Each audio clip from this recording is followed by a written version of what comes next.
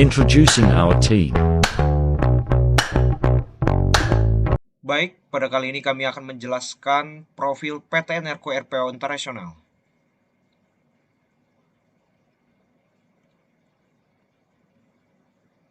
PT Enerco RPO Internasional berdiri pada tahun 2017 dan baru resmi beroperasi pada tahun 2020. Untuk alamatnya, berada di kawasan industri terpadu Kabil, Jalan Haji Anwar, HIPI, nomor 18, Kota Batam, Kepulauan Riau. Untuk jenis perusahaannya ialah perusahaan industri manufaktur berbahan kimia. Tujuan dari perusahaan ini ialah mengembangkan pertumbuhan bisnis yang berkelanjutan dengan memproduksi produk ramah lingkungan yang unggul dan berkualitas tinggi. Berikut logo perusahaan. Selamat siang. Selamat siang, Ibu. Ya, selamat siang. Apa kabar semuanya? Ya, baik, Ibu. Terima kasih Ibu yang sudah meluangkan waktu sehingga kami dapat berbincang sedikit mengenai perusahaan PT Enerco RPO Internasional. Nah, teman-teman sekalian, di sini dari kelompok 1 akan mewawancarai sebuah perusahaan industri kimia yang bernama PT Enerco RPO Internasional. Tetapi sebelum itu, perkenalkan, nama saya Sofia Priandi. Saya Noviana Yohanis. Saya Melita Agustin. Dan saya Laya Rahmat. Nah, di sini kami telah bersama dengan salah satu karyawan dari PT Enerco RPO Internasional. Untuk Ibu, mungkin bisa memperkenalkan nama terlebih dahulu, Bu.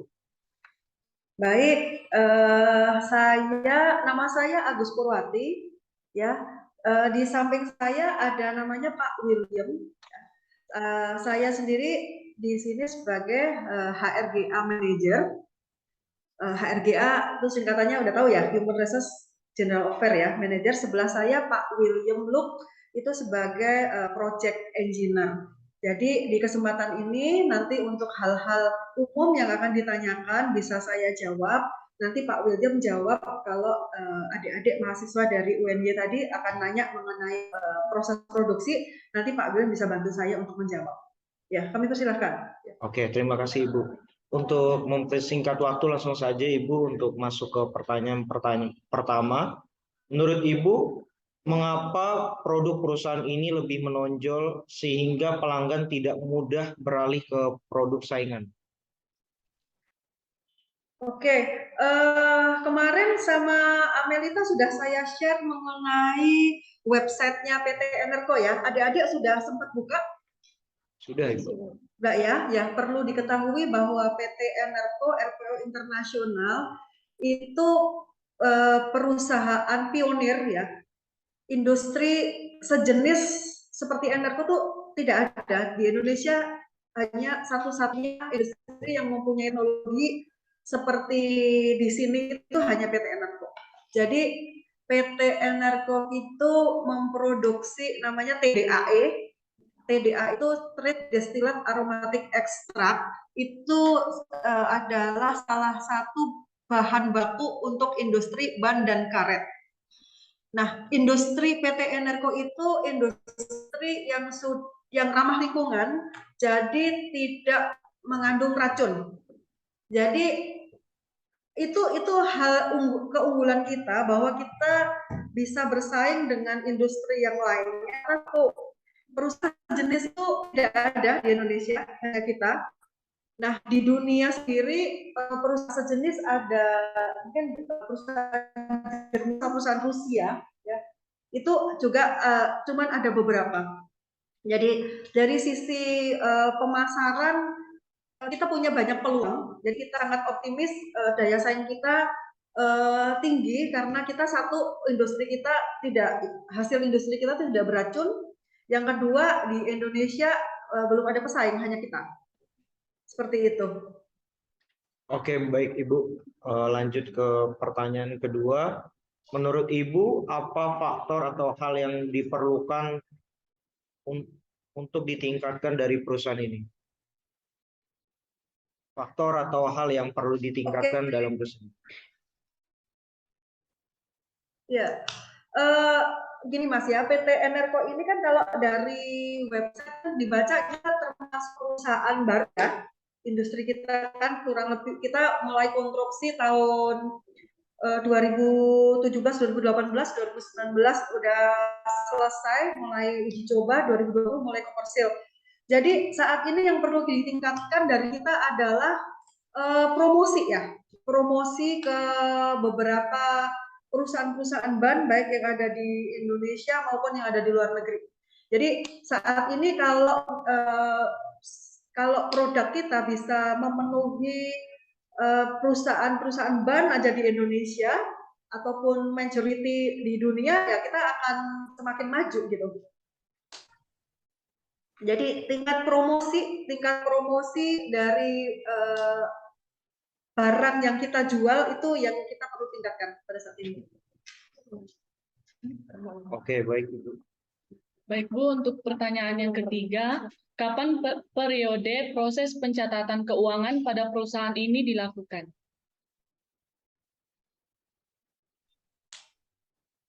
Pencatatan keuangan kita itu dilakukan setiap bulan sekali.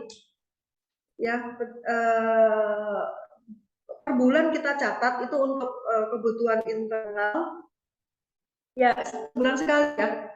Kita walaupun nanti kan laporan tahunan juga ada ya, tapi kan pada prinsipnya laporan keuangan tuh ya dibikin closing itu setiap bulan.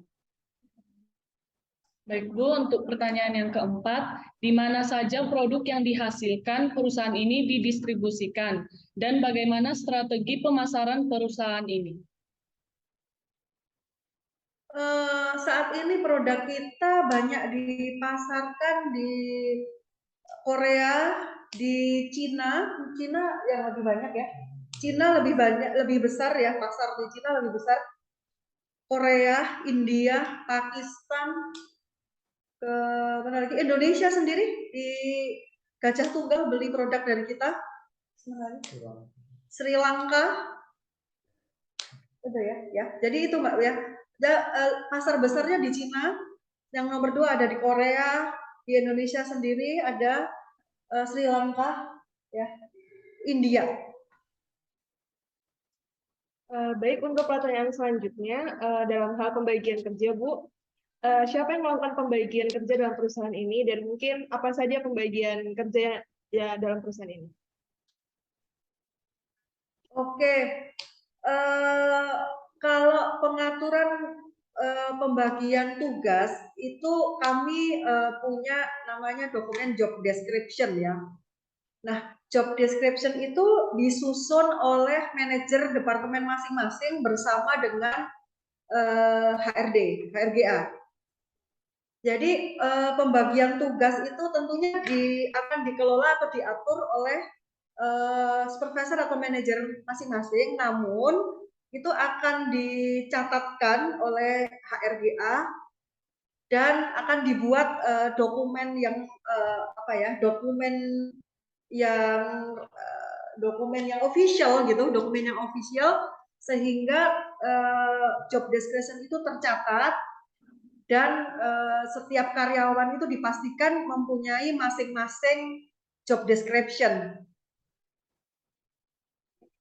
Oke, untuk pertanyaan yang terakhir, bagaimana gambaran umum proses produksi perusahaan ini? Mungkin seperti bahan baku dan peralatannya, Bu. Gambaran umum proses produksi ya. Mungkin Pak William. Saya izin menjawab ya. Jadi gambaran umum proses produksi di perusahaan PT Enerco FPO Internasional ini adalah proses ekstraksi. Jadi dari bahan baku yang berasal dari crude oil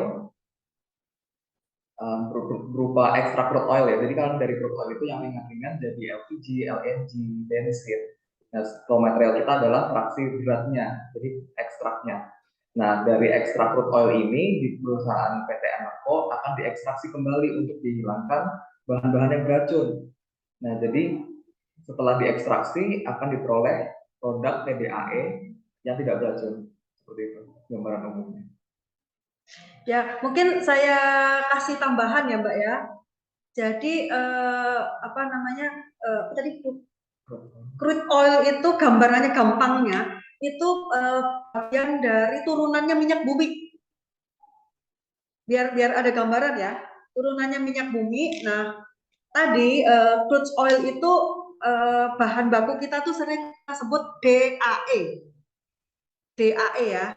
Nah, DAE tadi sebagai bahan baku diproses, diekstraksi ya, diekstraksi. Setelah itu bahan baku tadi yang sudah diproses tadi akan diuji, kita punya laboratorium, diuji sesuai dengan permintaan dari customer atau standar produk kita lah ya. Nah, setelah itu barulah jadi namanya produk kita itu namanya TDAE. Jadi dari DAE tadi diekstraksi, diproses jadi TDAE. TDAE itu Treat Distillate Aromatic Extract. Nah, itu setelah jadi baru nanti akan diproses pengiriman ke customer gitu. Ya, saya tambahkan sedikit. Tadi pertanyaan yang mengenai apa ya tadi ya, yang Mbak yang tengah tadi ya sebelum Amelita, yang proses pencatatan keuangan ya. Iya, Bu. Oke, proses pencatatan keuangan itu kan tadi kan kapan kan saya jawab apa ya, per bulan ya. Per bulan kan ya. Ya, tentu kalau mungkin lebih detail dari itu yang namanya pencatatan itu kan ada cash flow, laba rugi, balance sheet gitu ya, tahu ya. Balance sheet udah dipelajari mungkin ya di jurusannya kan. Nah, di situ kan aspek-aspek dari keuangan tadi kan ada yang namanya aspek pencatatan, ada aspek pengendalian, ada aspek cash flow manajemennya gitu ya. Jadi di keuangan sendiri, misalnya untuk aspek pencatatan itu kan ada cost accounting, ada laporan keuangan, jadi ada laporan yang untuk biaya operasional segala macam dihitung laba-labanya ya. Kalau misalnya aspek pengendalian kan ada aspek pencatatan dari kebutuhan dari operasional dan dari sisi aspek pemasaran gitu kan. Jadi namanya juga industri kan pasti komersil kan, mencari keuntungan kan. Jadi misalnya aspek apa yang dicatat mungkin biaya produksi, untuk biaya produksi berapa, untuk dari sisi harga barangnya berapa, itu kan dicatat di laba rugi barangkali gitu ya.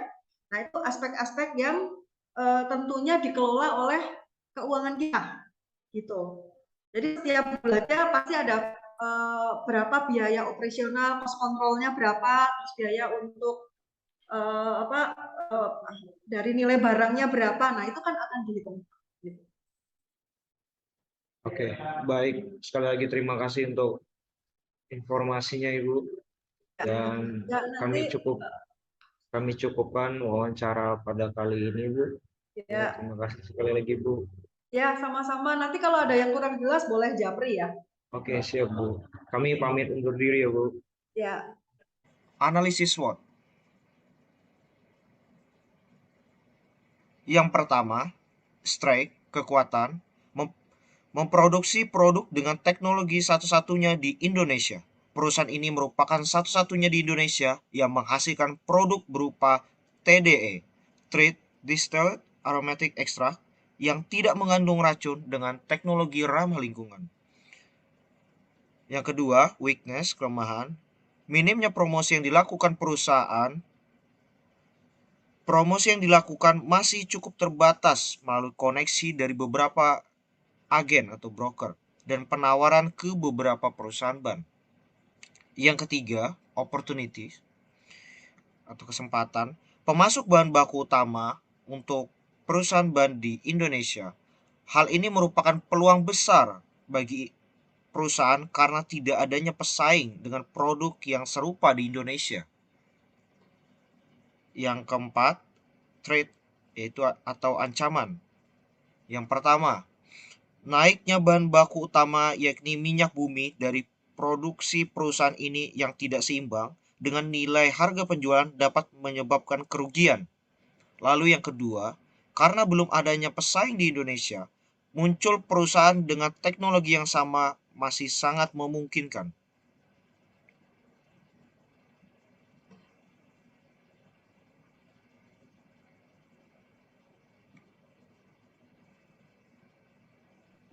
Ya, analisa pemasaran.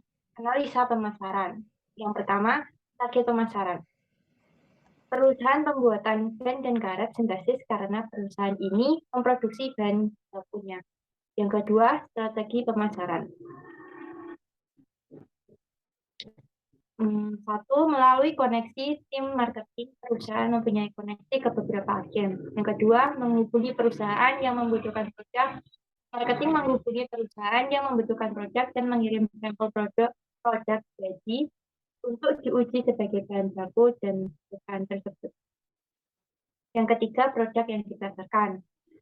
Strategi distilled aromatic extract atau TDA atau minyak pengolahan karet ramah lingkungan dan HES yang mendukung industri ban dan karet ramah lingkungan.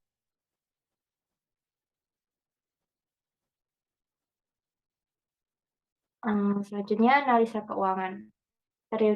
Yang pertama, periode pencatatan keuangan dilakukan sebulan sekali oleh Departemen Finance and Accounting. Yang kedua, omset perusahaan. Target omset 45 miliar per bulan. Saat ini 7 sampai 8 miliar per bulan. Ketiga, jenis pencatatan keuangan menggunakan software akuntansi bernama Xero. Dan yang terakhir, kendala dalam keuangan. Dampak pandemi COVID-19, pembelian barang masih minim dari target.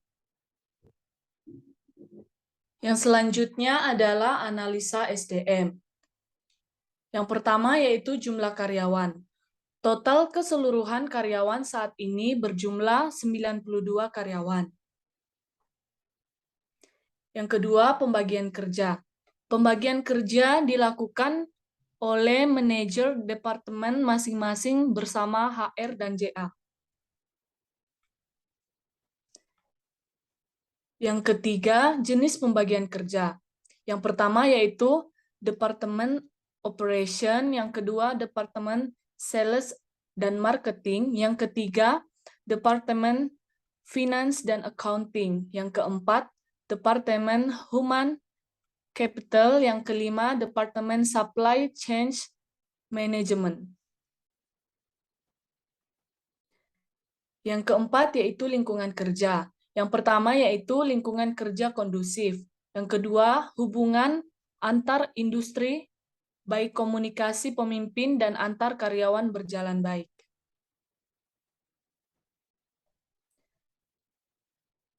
Yang selanjutnya yaitu analisa proses produksi. Yang pertama, ekstraksi dari bahan baku yang disebut DAE yang berasal dari turunan minyak bumi diekstraksi kembali untuk menghilangkan racun. Yang kedua, pengujian laboratorium sehingga produk sesuai standar perusahaan. Yang ketiga, dihasilkan produk yang disebut TDAE, Track Distilled Aromatic Extract, dari HES sebagai bahan baku pembuatan ban. Kapasitas produksi 130.000 per tahun. Untuk saat ini 24.000 per tahun. Untuk selanjutnya adalah kesimpulan. PT Enerco RPL International merupakan bisnis yang berdiri tahun 2017 di bidang manufaktur kimia yang menghasilkan produk berupa TDAE sebagai bahan baku pembuatan ban dan karet sintetis. Perusahaan ini merupakan satu-satunya di Indonesia yang menggunakan teknologi ramah lingkungan, sehingga bertekad untuk meningkatkan promosinya agar dapat menjadi perusahaan utama pemasok bahan baku ban dan karet. PT Enerco RPL International saat ini memiliki omset 7-8 miliar per bulan, yang masih jauh dari target akibat dari pandemi COVID-19. Perusahaan ini berjumlah 92 karyawan yang dibagi menjadi 5 departemen dengan kondisi lingkungan kerja yang baik. Perusahaan ini merupakan perusahaan dengan proses produksi berupa ekstraksi DAE yang menghasilkan produk berupa TDAE. Kapasitas produk yang dihasilkan perusahaan ini setiap tahunnya masih jauh dari target produksi. Selanjutnya adalah saran. Menurut kelompok kami, Karena kondisi pandemi COVID-19 yang bertahap pulih, perusahaan juga bisa meningkatkan penjualannya perlahan. Perusahaan bisa meningkatkan promosi produk melalui tim marketing dengan menambah koneksi antar perusahaan industri di ruang lingkup dunia, menawarkan produk ke perusahaan ban dan karet yang maju di Indonesia, dan juga melalui iklan berbayar di situs-situs yang menghubungkan perusahaan-perusahaan industri di Indonesia maupun di dunia, dengan mengandalkan kelebihan perusahaan yakni ramah lingkungan. Sekian dari kelompok kami, yaitu kelompok 1. Terima kasih.